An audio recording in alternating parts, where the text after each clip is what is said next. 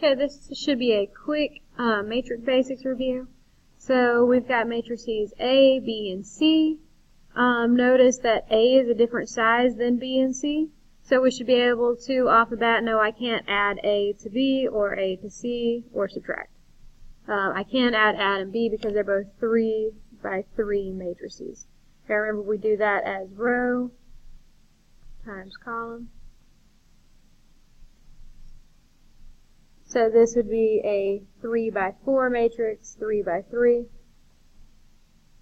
So let's go down and look at these. It is just asking you for what numbers there. So A24 or A24. So second row, fourth one is going to be 1. B21, second row, first column. That is 4. C is C33. Row 3, column 3 is -3. So that was a quick review of that. Number 4 says to find A plus B. Remember, A and B are different sizes, so we would just write impossible.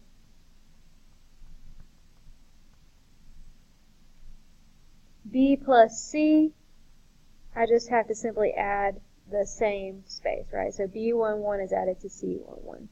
So 3 plus -1 is 2. 4 plus -2 is 2. 9 plus -3 is 6. -1 is 0. 5 and 1. -2 and 4. 2 and 2 is 4.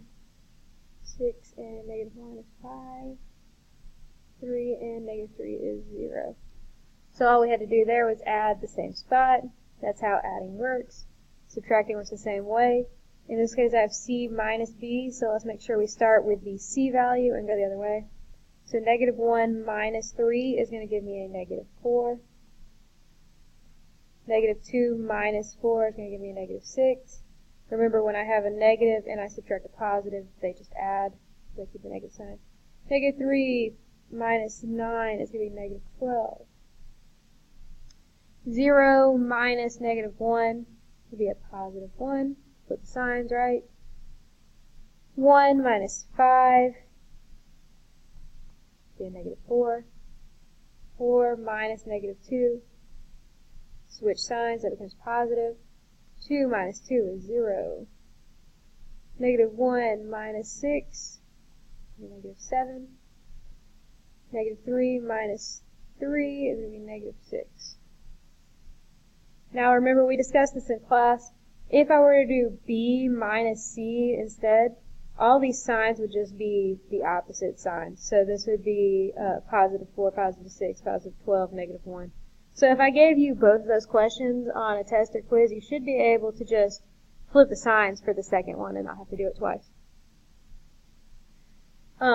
Number 7 is asking me to do a scalar and then subtract, right?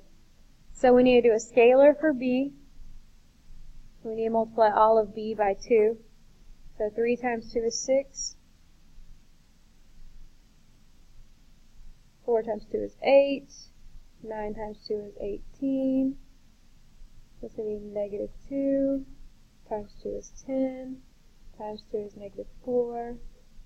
Times 2 is 4. Times 2 is 12. Times 2 is 6. And I just wrote that all here. I could say minus C.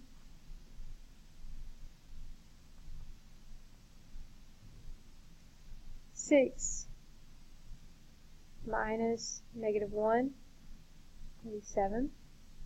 8 minus -2. Opposite sides, they cancel out, right? 18 minus -3 will be 21. Next row. -2, or next column, sorry. -2 minus 0 is -2. 10 minus 1 is 9. -4 minus 4 is -8. 4 minus 2, 2. 12 minus -1 is 13. 6 minus negative 3 is 9.